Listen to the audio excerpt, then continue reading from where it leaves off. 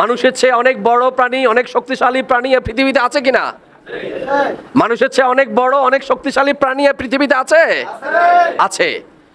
কিন্তু সেই সমস্ত বড় বড় এবং শক্তিশালী প্রাণীকে আশরাফুল মাখলুকাত না করে আল্লাহ রাব্বুল আলামিন মানুষকে কি করেছেন? আশরাফুল মাখলুকাত। এই মানুষকে আশরাফুল মাখলুকাত কেন করা হয়েছে বলেন? আল্লাহ বলছেন, কুনতুম খায়রা উম্মাতিন উখরিজাত লিন-নাস তা'মুরুনা বিল মা'রুফ ওয়া তানহাউনা আনিল মুনকার। তোমাদেরকে শ্রেষ্ঠত্বের মর্যাদা দিয়ে দুনিয়াতে পাঠানো হয়েছে, তোমাদের আশরাফুল মাখলুকাত করে দুনিয়াতে পাঠানো হয়েছে। এমনি এমনি না, একটা দায়িত্ব দেওয়া হয়েছে তোমাদেরকে। তোমাদের একটা দায়িত্ব রয়েছে। তোমরা সেই দায়িত্বটা কি? তোমরা সৎ কাজের আদেশ করবে এবং অসৎ কাজে বারণ করবে। কথা বুঝে আসছে কিনা? আমাদেরকে আশরাফুল মাখলুকাত করা হয়েছে একটা দায়িত্ব দিয়া। সেই দায়িত্বটা কি? মানুষ সৎ কাজের আদেশ করবে এবং অসৎ কাজে বারণ করবে। এই দায়িত্বটা কে দিয়েছেন?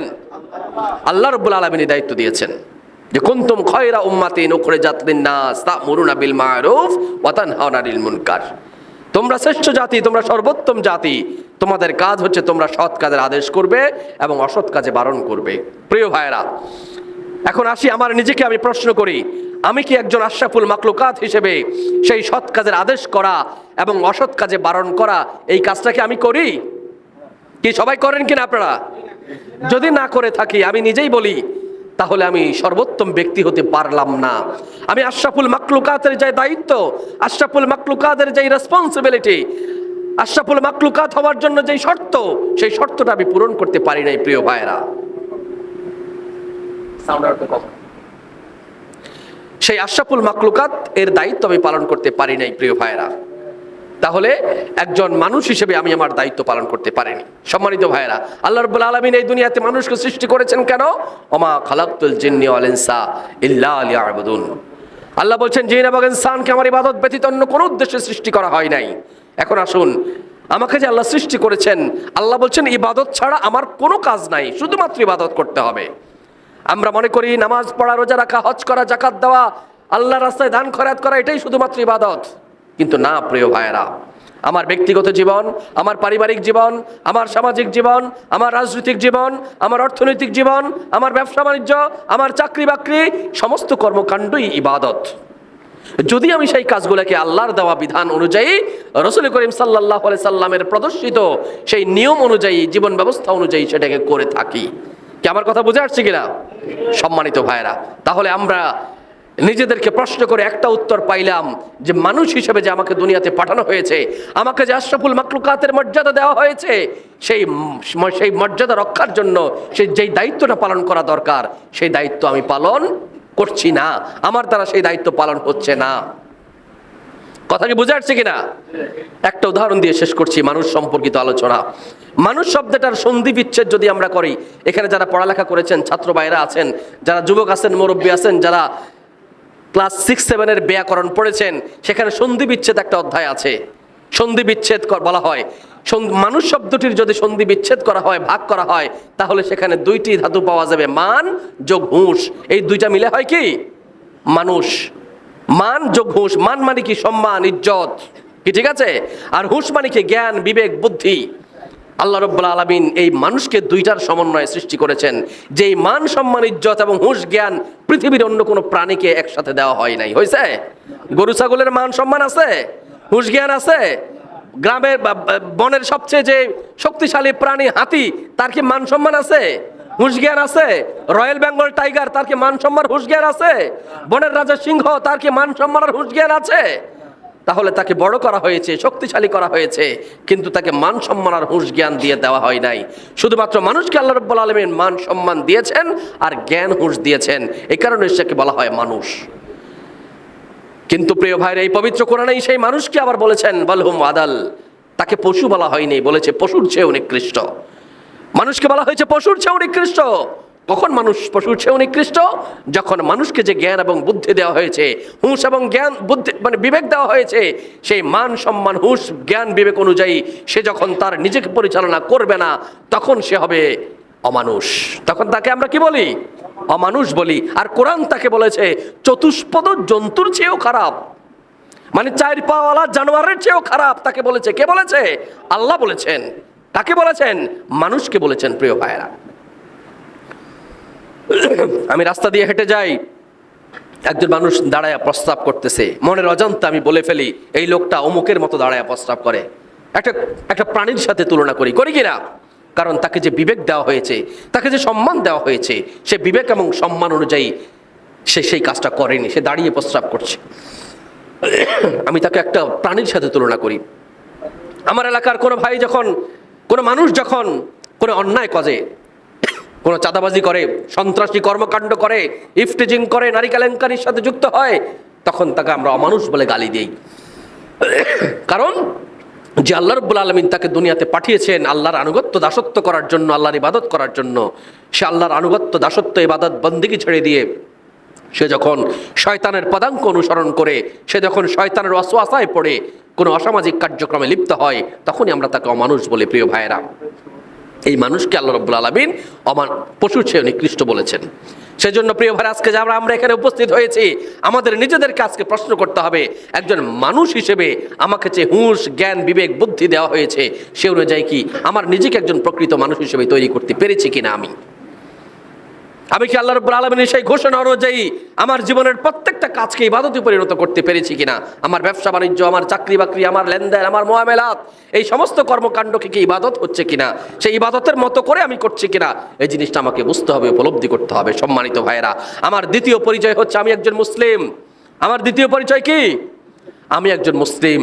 এই দুনিয়াতে অনেক জাতি ধর্ম বর্ণের মানুষ রয়েছে, হিন্দু আছে, বৌদ্ধ আছে, খ্রিস্টান আছে, ইহুদি আছে, নাসারা আছে, অমুসলিম আছে, নানান জাত ধর্মের মানুষ রয়েছে। আল্লাহ পাকের শুকরিয়া, আল্লাহর মেহেরবানি, আমাকে কোনো হিন্দুর ঘরে, খ্রিস্টানের ঘরে, ইহুদি নাসারার ঘরে জন্মগ্রহণ না করিয়ে আল্লাহ রাব্বুল আলামিন আমাকে একজন মুসলিম মা বাবার ঘরে জন্মগ্রহণ করিয়েছেন। আলহামদুলিল্লাহ। সম্মানিত ভাইয়েরা, মুসলিম মা বাবার ঘরে জন্মগ্রহণ করেছি বলেই আমি মুসলমান হয়ে গেছি, ব্যাপারটা কিন্তু তা নয়। একজন ডাক্তারের ছেলে, সে যদি ডাক্তারি পড়াশোনা না করে, মেডিকেলে পড়াশোনা না করে, তাকে কি আমরা ডাক্তার বলি? একজন ইঞ্জিনিয়ারের ছেলে, সে যদি ইঞ্জিনিয়ারিং পড়াশোনা না করে, তাকে কি আমরা ইঞ্জিনিয়ার বলি? ঠিক তদ্রূপ আমার আব্বা মুসলমান, আমার দাদা মুসলমান, আমার পরদাদা মুসলমান, আমার পূর্বপুরুষ মুসলমান, তাই বলে আমি মুসলমান হওয়ার সুযোগ নাই কিন্তু। প্রিয় ভাইরা, সমাজবিজ্ঞান বইতে, ক্লাস 9-10 সমাজ বিজ্ঞান বইতে আমরা পড়েছি নাগরিক দুই প্রকার। নাগরিক কয় প্রকার? দুই প্রকার। জন্মসূত্রে নাগরিক আর হচ্ছে অনুমোদন সূত্রে নাগরিক। জন্মসূত্রে নাগরিক হচ্ছে আপনি এই দেশে জন্মগ্রহণ করেছেন, সেই হিসাবে আপনি জন্মসূত্রে নাগরিক। আর অনুমোদন সূত্রে নাগরিক মানে হচ্ছে আপনি এই দেশের নাগরিক নয়। যেমন আমেরিকার নাগরিকত্ব লাভ করতে হইলে, সিটিজেনশিপ পাইতে হইলে আপনাকে অনেক কাগজপত্র জমা দিতে হয়, অনেক ডকুমেন্ট জমা দিতে হয়, আপনি সেখানে অনেক প্রক্রিয়া অবলম্বন করে সেখানে নাগরিকত্ব আপনাকে লাভ করতে হয়, আমরা সেটা জানি, ঠিক কিনা? এটাকে বলা হয় অনুমোদন সূত্রে নাগরিক। ঠিক তদ্রূপ মুসলমান জন্মসূত্রে হওয়ার জিনিস নয়, মুসলমান হইতে হয় অনুমোদন সূত্রে। অনুমোদন সূত্রে মানে কি? অনুমোদনটা করবে কে? অনুমোদন করবে আল্লাহ। আর সে অনুমোদনের জন্য আপনাকে কি করতে হবে? আল্লাহ রাব্বুল আলামিন যে জীবন ব্যবস্থা দিয়েছেন, যে আইন দিয়েছেন, যে কানুন দিয়েছেন, যে কনস্টিটিউশন দিয়েছেন, যে সংবিধান দিয়েছেন, যেই হেদায়েতের গ্রন্থ দিয়েছেন, সেই হেদায়েতের গ্রন্থ, মহাগ্রন্থ, কনস্টিটিউশন, সেই আল কোরআন অনুযায়ী আমি আমার জীবনকে যখন সুন্দর করতে পারবো, পরিচালনা করতে পারবো, ঢেলে সাজাতে পারবো, জীবনটাকে যখন সে আলোকে আলোকিত করতে পারবো, তখন আমি হব একজন প্রকৃত মুসলমান। এক কথায় ইসলামের যিনি অনুসারী তাকে বলে মুসলিম। What is Islam? Islam is the complete code of life. একটা পরিপূর্ণ জীবন ব্যবস্থার নাম হচ্ছে ইসলাম। প্রিয় ভাইয়েরা, পরিপূর্ণ জীবন ব্যবস্থার নাম হচ্ছে ইসলাম।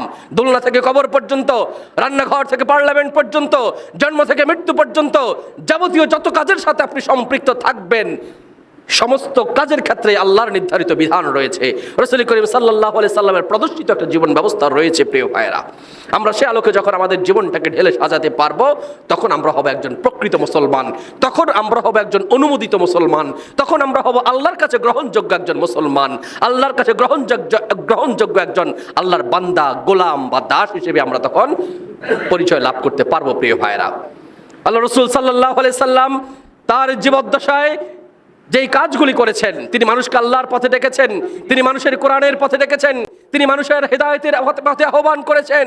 সেই আইয়ামে জাহিলিয়াত অন্ধকারাচ্ছন্ন যুগের মানুষদেরকে তিনি হেদায়েতের পথ দেখিয়ে কোরআনের পথে নিয়ে এসে সেই সমাজটাকে একটা আলোকিত সমাজে রূপান্তর করেছেন। প্রিয় ভাইয়েরা, আমরা তখনই রাসূলের উম্মত হতে পারবো, আমরা তখনই রাসূলের অনুসারী বলে দাবি করতে পারবো যখন রাসূল যেই কাজগুলি করেছেন সেই কাজগুলির প্রকৃত অনুসরণ আমরা করব। প্রিয় ভাইয়েরা, আমরা রাসূলের অনুসরণ করব না, কিন্তু নিজেকে রাসূলের অনুসারী বলে দাবি করব।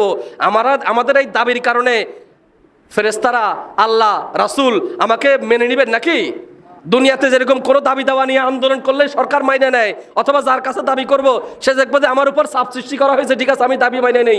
এভাবে আমরা পরকালে যাইয়া, আখিরাতে যাইয়া আমরা সবাই মিলে আন্দোলন করলে আমাকে রাসূল উম্মত হিসেবে মেনে নিবে নাকি? দাবি করলে মানে নিবে না। প্রিয় ভাইয়েরা, অনুসারী তাকে বলে যিনি অনুসরণ করেন। আমরা রাসূল করিম সাল্লাল্লাহু আলাইহি সাল্লাম যে দিন প্রতিষ্ঠার জন্য নির্যাতিত হয়েছেন, নিপীড়িত হয়েছেন, লাঞ্ছিত হয়েছেন, অপমানিত হয়েছেন, তাকে সমাজ থেকে বের করে দেওয়া হয়েছে, তাকে রাষ্ট্র থেকে বের করে দেওয়া হয়েছে, তিনি অনেকগুলি সম্মুখ যুদ্ধে অংশগ্রহণ করেছেন, 3.5 বছর তিনি জেল খেটেছেন।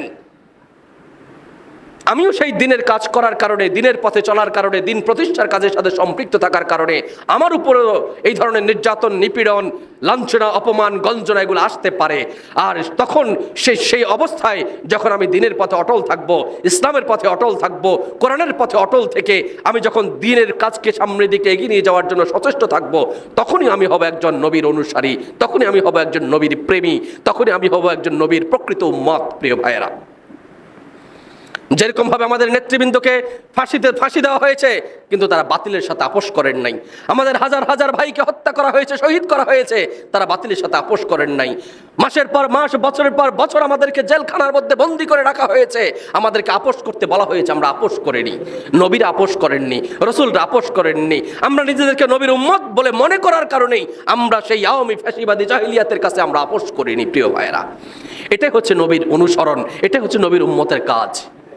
প্রিয় ভাইরা, বিশেষ করছে আমাদের প্রধান মেহমান কথা বলবেন, বাংলাদেশ জামাত ইসলামী এই ধরনের একজন সৎ, দক্ষ, দেশপ্রেমিক, আল্লাহওয়ালা, খোদাভীরু মানুষ তৈরি করতে চায়। আমরা চাই সমাজের প্রত্যেকটা মানুষ খোদাভীরু হবে, আল্লাহওয়ালা হবে। তারা আল্লাহর ভয়ে কোনো অসামাজিক কাজে লিপ্ত হবে না, তারা আল্লাহর ভয়ে খুন খারাপিতে লিপ্ত হবে না, তারা আল্লাহর ভয়ে কোনো মাদকের সাথে লিপ্ত হবে না, তারা আল্লাহর ভয়ে কোনো অন্যায়ের সাথে লিপ্ত হবে না, তারা আল্লাহর ভয়ে কোনো চাঁদাবাজি, টেন্ডারবাজি, দখলদারি, নারী কেলেঙ্কারি সহ কোনো প্রকার অপরাধমূলক কর্মকাণ্ডের সাথে লিপ্ত হবে না, একমাত্র তারা আল্লাহকে ভয় করার কারণে। প্রিয় ভাইরা, এইভাবে করে সমাজের প্রত্যেকটা মানুষকে যখন আমরা সংশোধন করে নিতে পারবো, তখনই এই সমাজে শান্তি বিরাজ হবে। প্রিয় ভাইয়েরা, শান্তি প্রতিষ্ঠিত হবে। প্রিয় ভাইয়েরা, এই ধরনের একটি শান্তির সোনালী সমাজ প্রতিষ্ঠিত করতে চায় বাংলাদেশ জামাত ইসলামী। এই কাজ জামাতের একার কাজ নয়, ইমানের দাবিদার, মুসলিম দাবিদার সকল মুসলমান নরনারীর উপর এই কাজ একটি ফরজ কাজ। এটা রাজনৈতিক কর্মকাণ্ড নয়, এটি একটি ফরজ ইবাদতের নাম। প্রিয় ভাইয়েরা, আমরা যারা নামাজ আদায় করেছি আল্লাহর হুকুম মনে করে, সেই আল্লাহ আমাকে হুকুম করেছেন আকিমুদ্দিন, তোমরা দিন কায়েম করো। আল্লাহ বলেছেন নামাজ কায়েম করো, আকিমুস সালাত, সেই নির্দেশ পালন করে আমি মসজিদে এসে নামাজ আদায় করেছি। সে আল্লাহ আমাকে নির্দেশ দিয়েছেন আকিমুদ্দিন, তোমরা দিন কায়েম করো, ইসলাম কায়েম করো। আমরা কি ইসলাম কায়েমের জন্য নিজেকে সমাজে নিবেদিত করতে পেরেছি? পারি নাই। প্রিয় ভাইয়েরা, বাংলাদেশ জামাত ইসলামী সেই কাজটা করতে চায়। আমরা আপনাদেরকে আহ্বান জানাচ্ছি, আসুন আমরা সবাই মিলে কাঁধে কাঁধ মিলিয়ে, ইমানের দাবিদার, মুসলিম দাবিদার সকল মানুষ মিলে আমরা কাঁধে কাঁধ মিলিয়ে আমরা এই সমাজ থেকে যত প্রকার অন্যায়, অশ্লীলতা, বেহায়াপনা, মাদক, সন্ত্রাস, চাঁদাবাজি রয়েছে, যত প্রকার খারাপি রয়েছে, আমরা সমস্ত কিছুকে দূরীভূত করে আমরা শুধুমাত্র নয়, আমাদের স্ত্রী সন্তানাদি, আমাদের বন্ধু বান্ধব, আমাদের পাড়া প্রতিবেশী, দল মত, জাতি ধর্ম বর্ণ নির্বিশেষে সকলকে সাথে নিয়ে আমরা একটি সুন্দর সোনালী সমাজ প্রতিষ্ঠিত করতে চাই। প্রিয় ভাইয়েরা, কি আপনারা রাজি আছেন ইনশাআল্লাহ? আল্লাহ বলছেন ওয়াতাসিমু বিহাবলিল্লাহি জামিআও ওয়ালা তাফাররাকু, তোমরা সংঘবদ্ধভাবে সেই কাজটা করো, তোমরা সম্মিলিতভাবে সেই কাজটা করো। এই কাজটা একা একা হবে না, এই কাজটা সবাই মিলে করতে হবে। এটা কে বলছেন? আল্লাহ বলছেন। সেই সবার মধ্যে কি আমরা নাই নাকি? আর সমাজের এখানে যারা অনুপস্থিত আছে তারা নাই নাকি? আছে, সবাই আছে। আমরা যেমন সম্মিলিতভাবে সবাইকে নিয়ে সেই কাজ করব, আজকে এখানে যারা আসতে পারে নাই তাদেরকেও সাথে নিয়ে আমরা এই সমাজটাকে সোনালী সমাজে, কোরআনের সমাজে, আল্লাহর দ্বীনের সমাজে আমরা পরিণত করব ইনশাআল্লাহ। সেই উদাত্ত আহ্বান রেখে আগামী দিনে বাংলাদেশ জামাত ইসলামের সকল কর্মকাণ্ডে আপনারা পাশে থেকে, সাথে থেকে, বুদ্ধি দিয়ে, পরামর্শ দিয়ে, আন্তরিকতা দিয়ে, যে কোনো ধরনের পরামর্শ দিয়ে আমাদেরকে সহযোগিতা করবেন। আল্লাহর দ্বীনের কার্যক্রমকে সামনের দিকে এগিয়ে নিয়ে যাওয়ার জন্য আমাদেরকে সহযোগিতা করবেন। আল্লাহ আমাদের সবাইকে একজন দিনদার, ইমানদার, খোদাভীরু, আল্লাহওয়ালা মুসলমান হিসেবে কবুল করুন।